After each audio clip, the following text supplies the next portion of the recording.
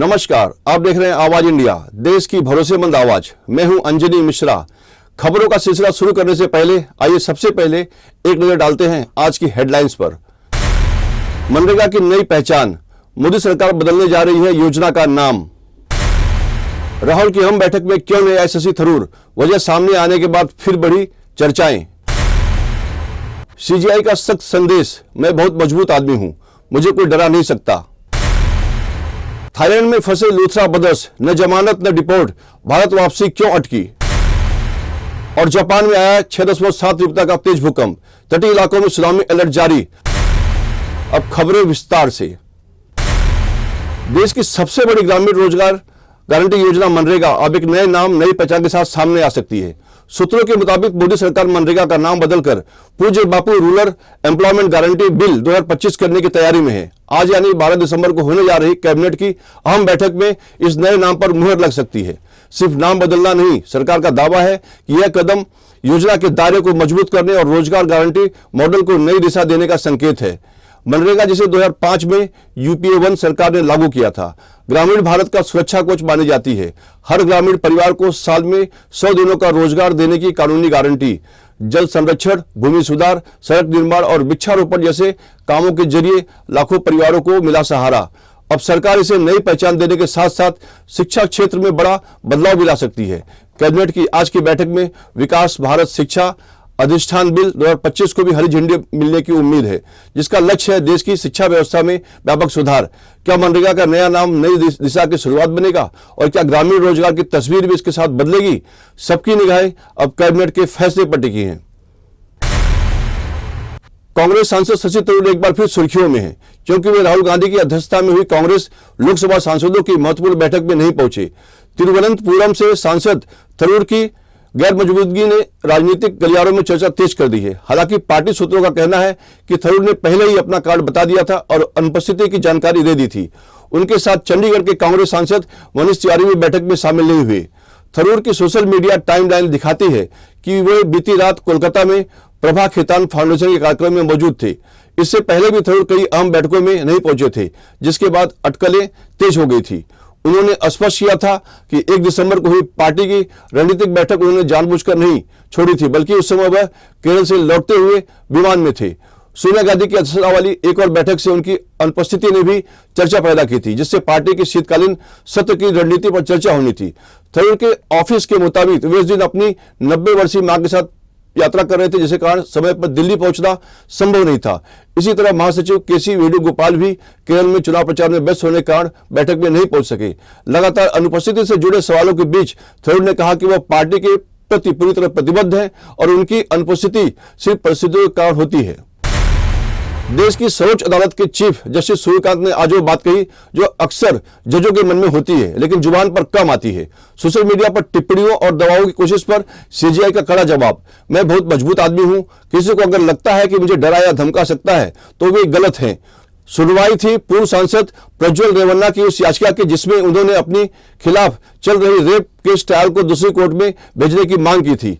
पक्षपात के आरोप लगाए थे, लेकिन सुप्रीम कोर्ट ने साफ कह दिया सिर्फ जज की टिप्पणियों को आधार बनाकर पक्षपात का दावा करना सरासर गलत है। सीजीआई ने कहा कोर्ट में पूछे जाने वाले सवाल दोनों पक्षों की दलीलों की ताकत जांचने के लिए होते हैं, लेकिन लोग आधी अधूरी बातों से नतीजे निकाल लेते हैं और सोशल मीडिया पर कहानियां बन जाती हैं। जस्टिस जयमाला बागची ने भी दो टूक कहा, वकील जजों को ब्लैकमेल नहीं कर सकते, नहीं हर टिप्पणी को पक्षपात बताकर अदालतों पर दबाव बनाया जा सकता है। सुप्रीम कोर्ट ने रमन्ना की याचिका खारिज करते हुए कहा कि जज सिर्फ और सिर्फ सबूतों के आधार पर फैसला देंगे, न कि किसी पूर्व केस के प्रभाव में आकर। सीजीआई ने यह भी माना कि हजारों मामलों से जूझते हुए कभी कभी कोर्ट से भी गलतियां हो सकती है, लेकिन उन्हें सुधारा जा रहा है। लेकिन सबसे बड़ा संदेश साफ था, भारत का मुख्य न्यायाधीश किसी के दबाव में नहीं आता और अदालतों द्वारा असर डालने की हर कोशिश का कड़ा जवाब दिया जाएगा। गोवा अग्निकांड में फरार चल रहे लूथरा ब्रदर्स की मुश्किलें हर घंटे बढ़ रही हैं। थाईलैंड में हिरासत में होने के बावजूद उनकी भारत वापसी अभी भी अटकी हुई है। कारण थाईलैंड के कानून, रद्द पासपोर्ट और वीजा से जुड़ी कानूनी पेच।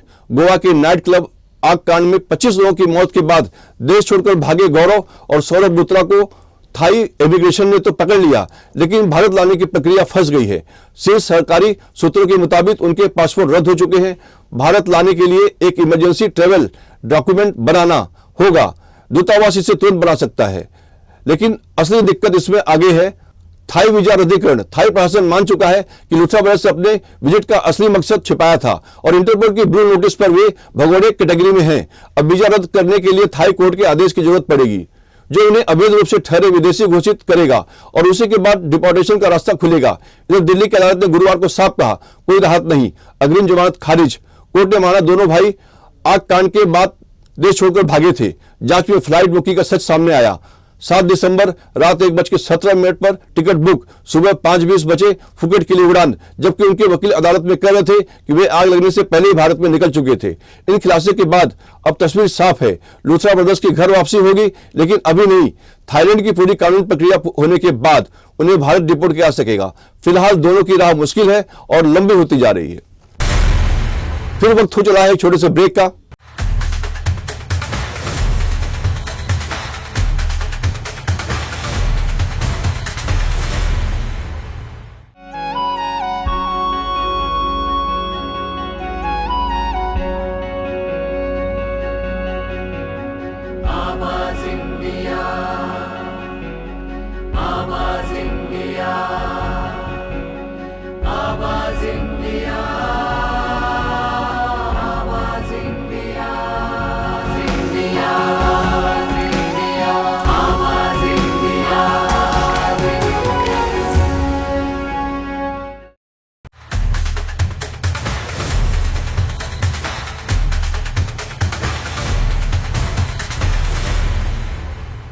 ब्रेक के बाद आप सभी का फिर से स्वागत है। बढ़ते हैं अगली खबर की ओर। जापान एक बार फिर से तेज भूकंप के झटकों से दहशत में आ गया है। शुक्रवार सुबह 8 बजे 6.7 तीव्रता का भूकंप दर्ज किया गया। जापान मौसम विभाग एजेंसी के मुताबिक भूकंप देश के उत्तरी पूर्वी हिस्से में आया और इसके तुरंत बाद सुनामी की चेतावनी जारी की गई। भूकंप समुद्र में आया था और उसकी गहराई 10.7 किलोमीटर बताई गई। झटके इतने तेज थे कि तटीय क्षेत्रों से लेकर दूर बसे शहरों तक लोगों में हड़कंप मच गया। कई लोग घरों से बाहर निकल आए और एहतियातन सुरक्षित स्थानों पर जाने लगे। फिलहाल नुकसान का कोई बड़ा आंकड़ा सामने नहीं आया है। भूकंप के बाद मौसम एजेंसी ने तटीय इलाकों में 1 मीटर तक ऊंची लहरों की संभावना जताते हुए सुनामी अलर्ट जारी किया है। स्थानीय प्रशासन ने लोगों को सतर्क रहने की सलाह दी है। यह भूकंप ऐसे समय आया है जब जापान एक हफ्ते में चौथी बार भूकंप की मार झेल रहा है। इससे पहले सोमवार को 7.6 तीव्रता का शक्तिशाली भूकंप आया था, जिसमें 50 से अधिक लोग घायल हुए थे। मंगलवार को होंचो में 6.7 और बुधवार को आओमेरी और होकाइडो में 6.5 तीव्रता के झटके महसूस किए गए। अब शुक्रवार को फिर 6.7 तीव्रता का भूकंप आने से लोगों में लगातार बढ़ रही चिंता और गहरा गई है। अन्ना हजारे की चेतावनी के अगले ही दिन महाराष्ट्र सरकार का बड़ा फैसला। महाराष्ट्र में लोकायुक्त कानून 2023 को संशोधित किया गया है। विधानसभा में इस एक्ट के तहत आईएएस अधिकारियों को भी शामिल किए जाने के प्रस्ताव को मंजूरी दी गई है।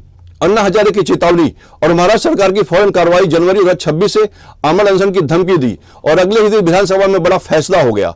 लोकायुक्त कानून 2023 में बड़ा संशोधन। अब आईएएस अधिकारी भी आएंगे लोकायुक्त की जांच के दायरे में, यानी सरकार की ओर से तैनात हर बड़े अफसर पर होगी जवाबदेही। और यही मांग उठाई थी अन्ना हजारे ने। विधानसभा में यह प्रस्ताव खुद उप मुख्यमंत्री देवेंद्र फडणवीस ने रखा और मिनटों में मंजूरी भी मिल गई। सरकार का दावा, पारदर्शिता बढ़ेगी, कानून और साफ होगा, टकराव खत्म होगा। बोर्ड, निगम समितियों यानी जहां सरकारी नियुक्ति करती है वहां बैठे आईएएस अधिकारी भी कानून के ऊपर नहीं रहेंगे। लेकिन सबसे बड़ा सवाल वही का वही खड़ा है, कानून लागू कब होगा? अन्ना हजारे की नाराजगी की जड़ भी यही है। वे लगातार कहते रहे हैं कि लोकायुक्त एक्ट लागू तो है पर जमीन पर असर दिखाई नहीं देता। अब संशोधन तो हो गया पर लागू होने की तारीख अब सरकार पर चुप है। अन्ना हजारे ने यूपीए दौर में भी आंदोलन पर सरकार हिला दी थी। वही चेतावनी अब फिर सुनी जा रही है। क्या इस बार भी आंदोलन की नौबत आएगी या सरकार लागू करने की तारीख का ऐलान करेगी? फिलहाल इतना साफ अन्ना की चेतावनी ने सरकार को तेज कदम उठाने पर मजबूर कर दिया है, लेकिन लड़ाई का आधा हिस्सा अभी भी बाकी है। भुवनेश्वर के सतह विहार इलाके में शुक्रवार देर शाम एक नाइट क्लब में आग लगने की घटना सामने आई है। आग लगते ही इमारत से धुआं निकलना शुरू हुआ और कुछ ही मिनटों में पूरा क्षेत्र धुएं से भर गया। आग लगने का कारण अभी स्पष्ट नहीं है, लेकिन नाइट क्लब को काफी नुकसान हुआ है। नाइट क्लब से ठीक बगल में मौजूद एक फर्नीचर की दुकान भी आग की चपेट में आ गई। दुकान में लकड़ी और स्पंज जैसे सामग्री होने के कारण आग तेजी से फैली और नुकसान भी बढ़ गया। स्थानीय लोगों के मुताबिक आग लगते ही हवा का रुख बदल गया, जिससे धुआं बाजार क्षेत्र में फैल गया और कुछ देर तक विजिबिलिटी कम रही। घटना की जानकारी मिलते ही दमकल विभाग की कई गाड़ियां मौके पर पहुंची। फायर ब्रिगेड ने तेजी से आग पर काबू पाने की कोशिश की और आसपास की दुकानों तथा रिहायशी हिस्सों तक आग को फैलने से रोकने का फोकस किया। फिलहाल राहत की बात यह है कि किसी तरह की जानहानि की खबर नहीं है। यह घटना उस समय सामने आई जब गोवा के एक नाइट क्लब में आग लगने का मामला अभी भी चर्चा में है, जिसमें 25 लोगों की जान चली गई थी। उस हादसे के बाद ओडिशा अग्निशमक और आपातकालीन सेवा ने राज्य भर में सुरक्षा उपायों को कड़ा करने और 100 से अधिक बैठने की क्षमता वाले प्रतिष्ठानों का ऑडिट अनिवार्य करने का आदेश दिया था। भुवनेश्वर की आग अब सुरक्षा मानकों पर फिर से सवाल खड़ा कर रही है। जांच जारी है और प्रशासन ने पूरे मामले की विस्तृत रिपोर्ट मांगी है। अमृतसर में आज सुबह अचानक हाई अलर्ट, 15 प्राइवेट स्कूलों को बम से उड़ाने की धमकी के बाद पूरे शहर में हड़कंप मच गया। डिप्टी कमिश्नर ने तुरंत आदेश जारी किए और सभी स्कूल बंद, बच्चों की इमरजेंसी छुट्टी और पुलिस को फुल अलर्ट पर तैनाती। ईमेल के जरिए भेजी गई इस धमकी ने सबसे ज्यादा डर पेरेंट्स के बीच पैदा किया। जैसे ही स्कूलों ने मैसेज भेजा बच्चों को तुरंत घर ले जाए, स्कूलों के बाहर अफरा तफरी मच गई।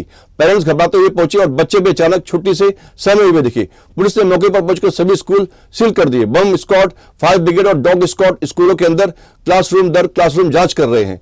स्कूल परिसर में किसी को भी एंट्री नहीं दी जा रही है। वहीं धमकी देने वाले ईमेल को साइबर सेल को भेज दिया गया है। कौन है यह शख्स या समूह, फिलहाल इसका कोई सुराग पुलिस के हाथ नहीं। अमृतसर कमिश्नरेट पुलिस का पहला बयान भी आ चुका है। शहरी और ग्रामीण दोनों इलाकों के स्कूलों को एक संदिग्ध ईमेल मिला है।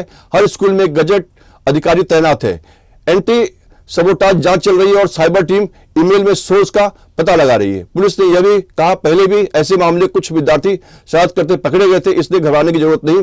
पुलिस पूरी तरह सतर्क है। फिलहाल अमृतसर में सुरक्षा टाइट, अलर्ट हाई और जांच जारी है। फिर वक्त हो चला है छोटे से ब्रेक का।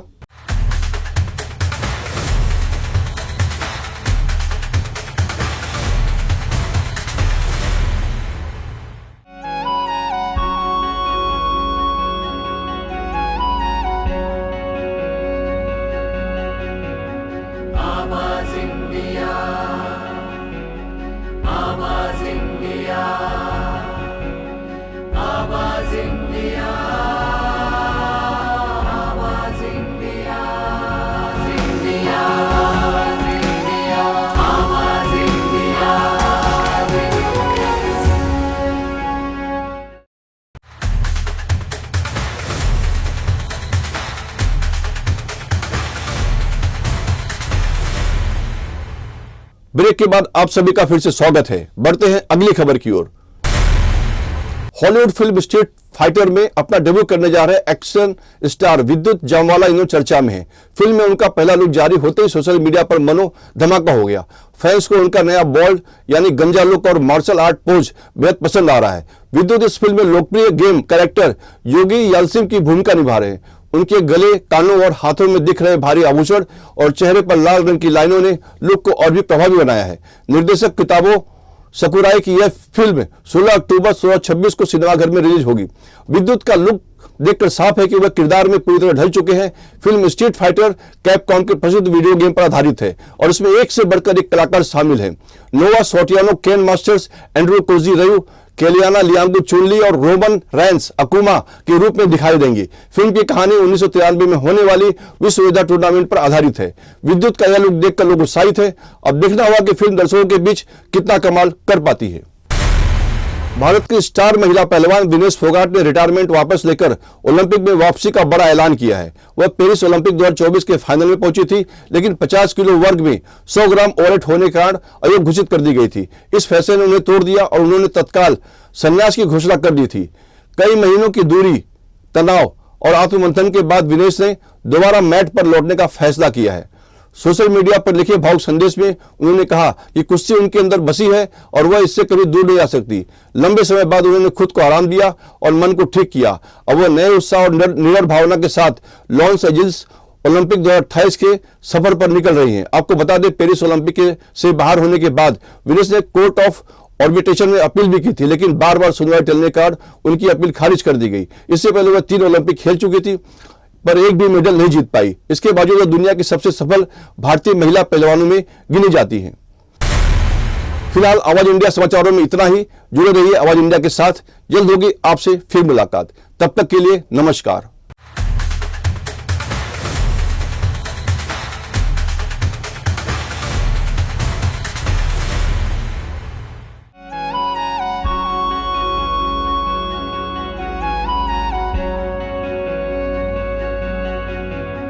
आवाज इंडिया, आवाज इंडिया।